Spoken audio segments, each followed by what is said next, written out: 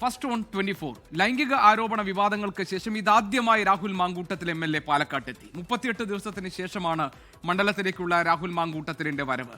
രാഹുൽ മാങ്കൂട്ടത്തിലിനെ തടയുമെന്ന് BJP അറിയിച്ചു. MLA ഓഫീസ് ഉപരോധിക്കും. പാലക്കാടിന്റെ MLA ആയി തുടരാൻ രാഹുൽ യോഗ്യനല്ലെന്നും വ്യക്തിയെന്ന നിലയിൽ ആരുടെ വീട് വേണമെങ്കിലും സന്ദർശിക്കാമെന്നുമാണ് BJPയുടെ നിലപാട്. MLA എന്ന തരത്തിൽ അദ്ദേഹം പങ്കെടുക്കുന്ന ഔദ്യോഗിക പരിപാടികളിൽ BJPയുടെ ഭാഗത്ത് ശക്തമായ പ്രതിഷേധം ഉണ്ടാവും. അദ്ദേഹം രാജിവെക്കുന്നവരെ BJPയുടെ ഭാഗത്ത് പ്രതിഷേധം ഉണ്ടാവും എന്നുള്ളതായിരുന്നു പാർട്ടി എടുത്തിട്ടുള്ള സ്റ്റാൻഡ്.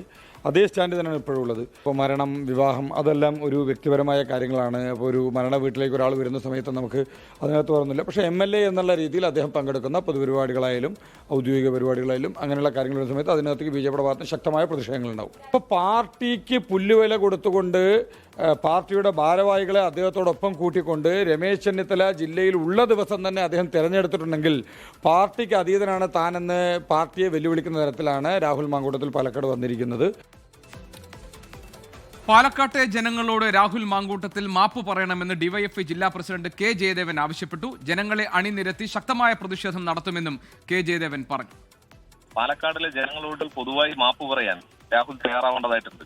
DYFI ജനങ്ങളെ അണിനിരത്തി വലിയ പ്രതിഷേധം സംഘടിപ്പിക്കുക തന്നെ ചെയ്യും. ഇത്തരത്തിലുള്ള രാഷ്ട്രീയ മാലിന്യത്തെ പാലക്കാട്ടിലെ ജനങ്ങളുടെ മേൽ കെട്ടിയേൽപ്പിച്ച കോൺഗ്രസ് അതിനോട് മാപ്പ് പറയേണ്ടതായിട്ടുണ്ട്. ആ നിലയിൽ DYFI അതിന്റെ പ്രതിഷേധം ഏറ്റെടുക്കുക തന്നെ ചെയ്യും. ഞങ്ങളുടെ പ്രതിനിധി ഐഷത്തുൽ ഷംന പാലക്കാട്ട് നിന്ന് വിവരങ്ങളുമായുണ്ട്. ഷംന, രാഹുൽ മാങ്കൂട്ടത്തിലിന്റെ പാലക്കാട്ടേക്കുള്ള വരവ് അതിനെക്കുറിച്ച് അറിവില്ല എന്നാണ് DCC പ്രസിഡന്റ് പറഞ്ഞിരിക്കുന്നത്. പാർട്ടിയുടെ നടപടി നേരിട്ട് നിൽക്കുന്നയാളാണ് രാഹുൽ. MLA എന്ന നിലയിൽ പാലക്കാട്ടേക്കുള്ള വരവ് എങ്ങനെയായിരുന്നു? എന്താണ് രാഹുലിന്റെ പെട്ടെന്ന് ഈ വരവിന്റെ പിന്നിലുള്ള ഉദ്ദേശം? അതോടൊപ്പം തന്നെ ഈ BJPയും CPM ഒക്കെ എങ്ങനെയാണ് രാഹുൽ മാങ്കൂട്ടത്തിന്റെ വരവിനോട് പ്രതികരിച്ചിരിക്കുന്നത്?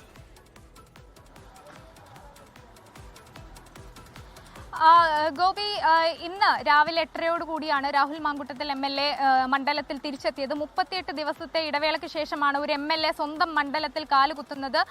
അതും കഴിഞ്ഞ ദിവസം പ്രതിപക്ഷ നേതാവിന്റെ ഒരു പരിപാടി ഉണ്ടായിരുന്നു ഇവിടെ മണ്ഡലത്തിൽ. അപ്പോൾ പ്രതിപക്ഷ നേതാവ് വ്യക്തമാക്കിയതാണ് രാഹുലിന്റെ വിഷയം പാർട്ടി ഒറ്റക്കെട്ടായി എടുത്ത തീരുമാനമാണ്, അല്ലാതെ ഒരു നേതാവോ പ്രതിപക്ഷ നേതാവോ മാത്രമോ ഒന്നും എടുത്ത തീരുമാനമല്ല, മറിച്ച് പാർട്ടി ഒറ്റക്കെട്ടായി എടുത്ത തീരുമാനമാണ്, അതിൽ മാറ്റമില്ല എന്ന് അറിയിച്ചിരുന്നു.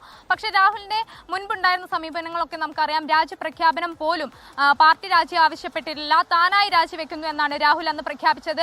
അതിനുശേഷം നിയമസഭയിൽ എത്തരുത് എന്ന് പ്രതിപക്ഷം പറഞ്ഞിരുന്നു. പക്ഷേ അതിനെ മറികടന്നുകൊണ്ട് രാഹുൽ ആദ്യ ദിവസം നിയമസഭയിലെത്തി.